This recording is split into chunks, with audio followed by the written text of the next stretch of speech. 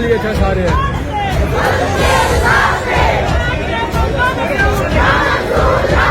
मेरा ख्याल है कि अगर वो हमें गिरफ्तार करने के लिए आते हैं तो हमें भी इस चीज़ से कोई डर नहीं है। हम अपने हक के लिए खड़े हैं। हमने कोई चोरी नहीं की है, हमने कोई डाका नहीं डाला। कोई डॉक्टर एक बता दे मुझे पाकिस्तान के अंदर जो खुद अपने गवर्नमेंट हॉस्पिटल के अंदर इलाज करवाता है, कोई जज बता दे, कोई सेक्रेटरी अपने बच्चों को क्यों नहीं रखते? डीओज अपने बच्चों को लेके, मैं अपने बच्चों को लेके आऊंगा। सर पहले तो ये था कि हमारा मुतालबा था ना अपग्रेडेशन का, तो अब तो बात जो है तो उस्ताद की इज्जत पे आ चुकी है। बिस्मिल्लाहिर्रहमानिर्रहीम। नाज़रीन, आप देख रहे हैं कश्मीर धरती न्यूज़ और मैं हूं आपका मेज़बान मोहम्मद उमर ख़याम। इस वक्त मैं मौजूद हूं खाई गला के अंदर और यहां पर जो टीचर्स की जानिब से एक एहतजाजी धरना दिया गया है, एक एहतजाजी प्रोग्राम किया जा रहा है। और सबसे पहले आपको बताना चाहूँगा कि ये एहतजाजी प्रोग्राम एक ऐसे वक्त में किया जा रहा है कि जब आने वाले कल में टीचर्स ने भिंबर से मुज़फ़्फ़राबाद की जानिब हुकूक़ असातिज़ा के नाम से एक एहतजाजी मार्च करना था, जिसके जवाब में गुज़श्ता रोज़ टीचर्स की जो मरकज़ी क़यादत है उसके जो सदर हैं सरदार तासफ शाहीन और उन समेत जो जनरल सेक्रेटरी हैं उनको भी गिरफ़्तार कर लिया गया और जो मरकज़ी क़यादत है उसकी गिरफ़्तारियों के लिए भी अभी बहुत सारी चीज़ें अमल में लाई जा रही हैं। और उसी के जवाब में ये एहतजाजी कैंप यहाँ पे लगाया गया है, जिसमें मुख्तलिफ़ तरह के तहफ़्फ़ुज़ात हैं, मुख्तलिफ़ तरह के ख़दशात हैं। इस एहतजाजी कैंप के भी मनाज़िर आप देख सकते हैं, जिसमें तमाम असातिज़ा कराम शरीक हैं और अपने मुतालबात के हक़ में इस तरह के रवैये, इस तरह के रद्द-ए-अमल के ख़िलाफ़ शदीद तहफ़्फ़ुज़ात और शदीद मज़म्मत का इज़हार भी कर रहे हैं। मेरे साथ दो असातिज़ा उस्ताद मौजूद हैं जिनसे मैं गुफ्तगू करूँगा और मुख्तलिफ़ ऐसे सवालात भी हैं कि जहाँ पे असातिज़ा के हक़ में सवालात उठाए जा रहे हैं, जहाँ पे उनके मुतालबात के हक़ में आवाज़ें बुलंद की जा रही हैं, वहीं पे कई तरह के तहफ़्फ़ुज़ात भी हैं, कई तरह की तनकीद भी की जा रही है। मेरी कोशिश रहेगी कि मुतालबात के हक़ में भी और जो तनकीद है दोनों तरह की चीज़ों को मैं क्लियर कर सकूँ। सबसे पहले मैं आपसे जानना चाहूँगा कि ये जो अभी जो गिरफ़्तारियाँ अमल में लाई गई, जो आपके मुतालबात के हक़ में चीज़ें जानी थी उसके ख़िलाफ़ चली गई, तो उसके बाद अभी जो मामलात चल रहे हैं, अभी आपका क्या लाया अमल है? नेक्स्ट आपने किस तरफ सोचा है कि क्या करना है, किस तरह के इक़दाम उठाने हैं? अस्सलाम वालेकुम वरहमतुल्लाहि वबरकातुहू। हम लोगों ने जो सोचा है, जो हम लोगों की जो कॉल थी वो यही थी कि हम 11 जुलाई को हम पुरअमन एहतजाज अपना रिकॉर्ड करवाएंगे मुज़फ़्फ़राबाद में, जो इंतज़ामिया ने नहीं होने दिया। अब हमारा आगे का लाया अमल यही है कि हम अपने अपने कैंप्स में रहेंगे, इज्तिमाई तौर पर गिरफ्तारियाँ देंगे और अपने अपने कैंप्स को चलाएंगे। हम इस तज़लील के साथ अब वापस स्कूल्स में नहीं जाएंगे। आप समझती हैं कि कैंप्स के इनेकाद से आपके जो मसाइल हैं, जो मामलात हैं, वो हल कर दिए जाएंगे और कैंप में आपकी गिरफ्तारियां नहीं की जाएंगी, या अगर यहाँ से भी गिरफ्तारियां अमल में लाई जाती हैं तो उस सूरत में आपका क्या रद्द अमल हो सकता है? देखें, इससे पहले भी आपने देखा है कि जैसे हमारी हजीरा की टीचर्स को गिरफ्तार कर लिया गया है, फीमेल टीचर्स को गिरफ्तार कर लिया गया है। हमारी जो रावलाकोट की टीचर्स हैं वो थाने में हैं इस टाइम। तो मेरा ख्याल है कि अगर वो हमें गिरफ्तार करने के लिए आते हैं तो हमें भी इस चीज़ से कोई डर नहीं है। हम अपने हक के लिए खड़े हैं। हमने कोई चोरी नहीं की है, हमने कोई डाका नहीं डाला है कि हम डर के पीछे हट जाएंगे। कब तक मुअत्तल करेंगे और कब तक गिरफ्तार करके रखेंगे? आखिर इनको हमारे मुतालबात मानने ही पड़ेंगे। आपको किस ईयर में अपॉइंट किया गया और इस वक्त जो आपके मुतालबात हैं स्पेशली स्केल अपग्रेडेशन के हवाले से, तो अभी आपका स्केल कौन सा चल रहा है और आपकी बेसिक पे कितनी है? मैं जिस टाइम अपॉइंट हुई थी 2018 में और थ्रू थर्ड पार्टी NTS के थ्रू में अपॉइंट हुई थी और मेरिट नंबर 1 पे मैं अपॉइंट हुई थी। और उसमें हमारी जो तालीमी पॉलिसी है उसमें लिखा गया है कि जो थर्ड पार्टी के थ्रू अपॉइंट होके आएगा, NTS मेरिट के थ्रू आएगा, उसको स्केल 14 दिया जाएगा। प्राइमरी टीचर को 14 और जो हमारा जूनियर टीचर है उसको 16 दिया जाएगा।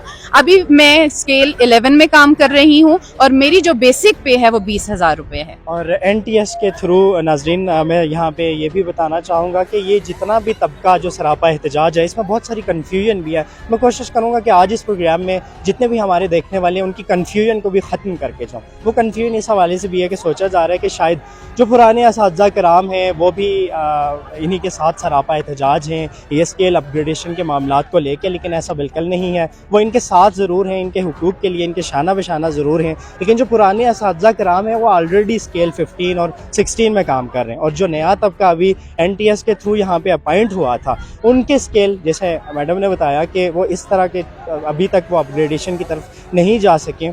और मैं आपसे जानना चाहूँगा कि अभी तक जो सूरत हाल जा रही है, क्या आप सारे पुरज़्म हैं कि आपके जो मामला जिस तरह की पॉलिसी रवैया आपके साथ रखा जा रहा है, या ये कहीं आपको कमज़ोर कर देगा? नहीं, ऐसी हरकतें होती रहती हैं, तंजीमों के साथ ऐसा होता रहता है, मुअत्तलियाँ भी होती रहती हैं और गिरफ्तारियाँ भी होती रहती हैं। ये इससे हमारे अज़्म जो हैं वो टूटेंगे नहीं, हम झुकेंगे नहीं, इसलिए कि हम एक हक बात पे खड़े हैं और वो हक जो हुकूमत ने खुद हमें दिया, हमने सादसा ने मांग कर नहीं लिया, हुकूमत ने खुद पॉलिसी बनाई और अब वो खुद उस पर अमल दरामद नहीं कर रही है।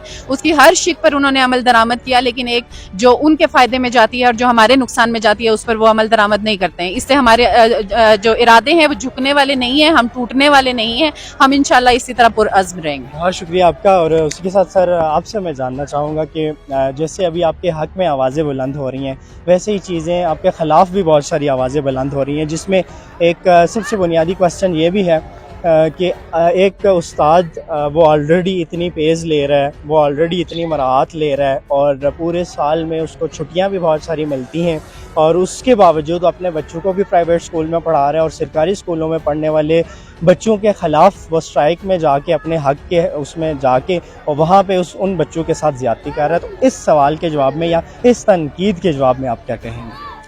बहुत शुक्रिया उमर साहब।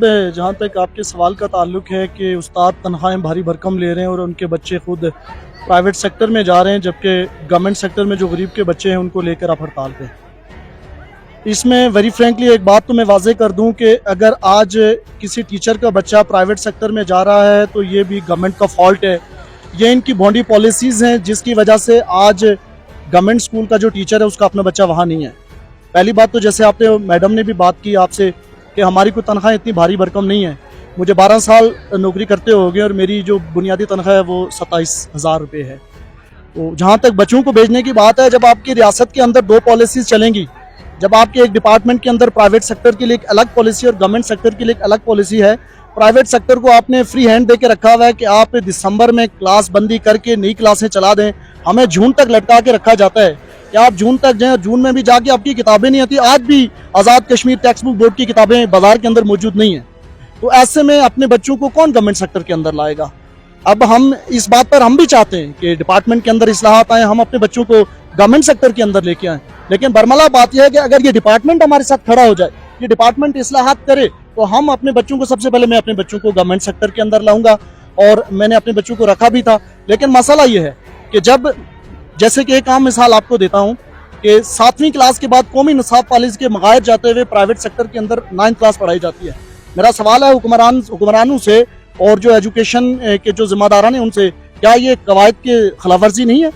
हमने उनसे बात की कि आप इसको ख़त्म करवाएं, उनको बिल्कुल ख़त्म नहीं करवाया जा रहा। हमने उनसे कहा कि आप ये जो एलिमेंट्री बोर्ड आप लेके बैठे हुए हैं हर डिस्ट्रिक्ट के अंदर, प्राइवेट सेक्टर इसमें नहीं जा रहा है, गवर्नमेंट सेक्टर जा रहा है, तो आप इसको भी ख़त्म करें। ऐसी कोई बात नहीं आ रही है। तो ये वो पॉलिसीज़ है जो हमें मजबूर करती हैं ऐसी बातें करने पर।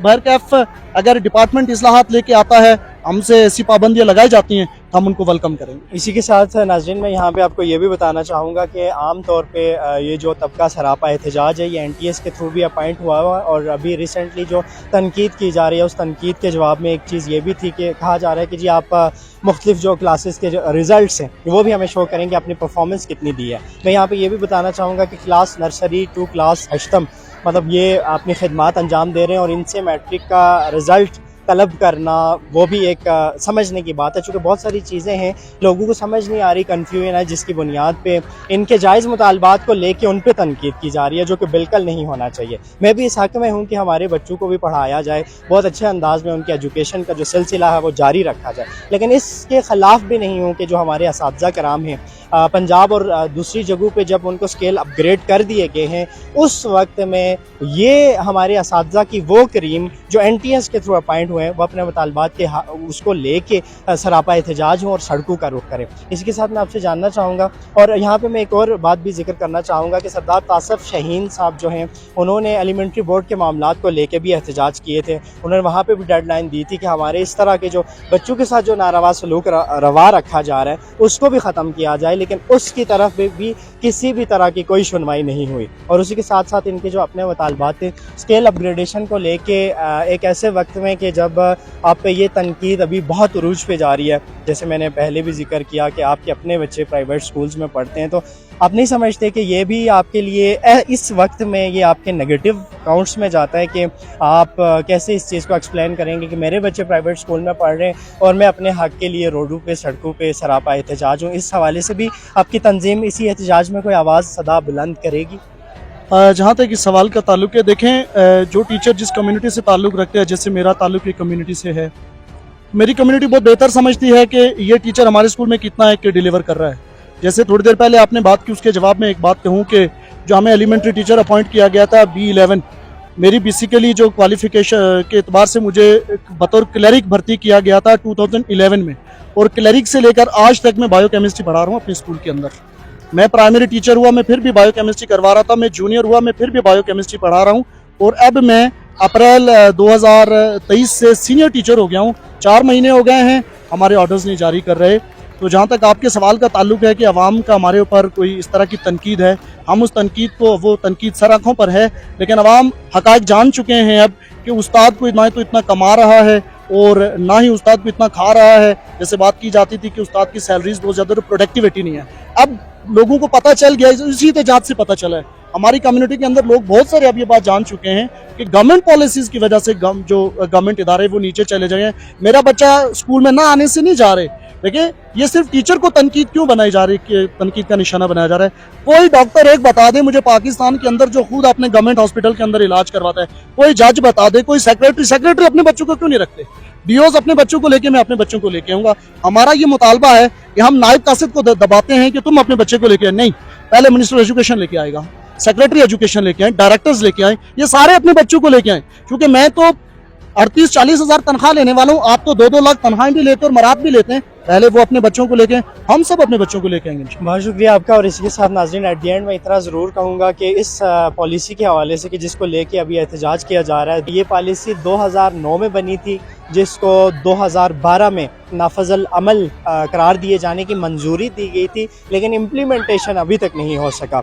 और इम्प्लीमेंटेशन तो दूर की बात कि इम्प्लीमेंटेशन की तरफ फोकस करने वाले या उसकी तरफ ज़ोर देने वालों के साथ क्या सलूक किया जा रहा है कि जब उन्होंने कल अपना मार्च करना था, जब उन्होंने हुकूक असातिज़ा के हवाले से अब पूरी तैयारियाँ कर रखी थी, तो ऐसे वक्त में रियासत की जानिब से, रियासती अदारों की जानिब से गिरफ्तारियाँ और फिर इस तरह का सलूक के मुख्तलिफ एहतजाजी कैंप्स में, इवन के बाग प्रेस क्लब के अंदर से मरकज़ी क़यादत को वहाँ से उठा देना, गिरफ़्तार कर लेना, ये मेरे ख़्याल से एक रियासती जबर के ज़ुमरे में आता है, जो किसी भी सूरत किसी भी मुआशरे के अंदर इसको दुरुस्त नहीं करार दिया जा सकता। एक ऐसे वक्त में कि जब हुकूमत पे, जब डिपार्टमेंट्स पे बहुत ज़्यादा जिम्मेदारी आयद होती हैं, जब उनके अपने बहुत सारे ऐसे ड्रॉबैक्स हैं कि जिनकी वजह से आज तक हमारा तालीमी सेटअप जो है वो स्मूथ वे में रन नहीं हो सका और बहुत सारी खामियां मौजूद हैं, उसका मलबा भी ऐसे वक्त में असातिज़ा के कंधों पे लाद देना कि ये इनके फॉल्ट्स हैं, ये इनकी खामियां हैं,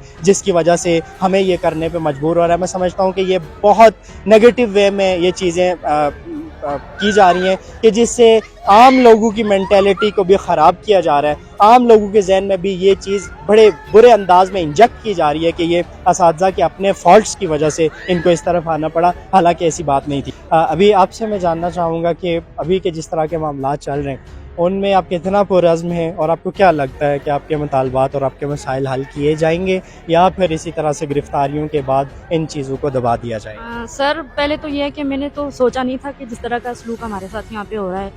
हम लोग तो कह रहे थे कि हम प्रोटेस्ट करेंगे तो हमारे मुतालबात ये लोग मान लेंगे, लेकिन फिर उसके बाद कल से तो पूरा क्रैकडाउन हुआ है। रावलाकोट में फ़ीमेल टीचर्स की भी गिरफ्तारियाँ हुई हैं, जो कि हर तरह से जो है तो काबिल मसम्मत है। और हम लोग भी यहाँ पे कैंप में, अभी तक तो हमारी गिरफ्तारी नहीं हुई है, लेकिन हम पूरा अज़म में अगर हमारी गिरफ्तारी होती है तो हम इंशाल्लाह जेल में जाएंगे। सर, पहले तो ये था कि हमारा मुतालबा था ना अपग्रेडेशन का, तो अब तो बात जो है तो उस्ताद की इज्जत पे आ चुकी है। इसी के साथ नाज़रीन, अब नेक्स्ट जो पेशरफ्त होती है, हालात किस तरफ जाते हैं, मामलात किस जानिब जाते हैं और क्या रुख अख्तियार करते हैं, उससे भी आपको वक्तन फ़वक्तन अपडेट करता रहूँगा। इसी प्रोग्राम के साथ अपने मेज़बान उमर ख़याम को दीजिए इजाज़त। अल्लाह मेरा और आप सबका हामी और नासिर।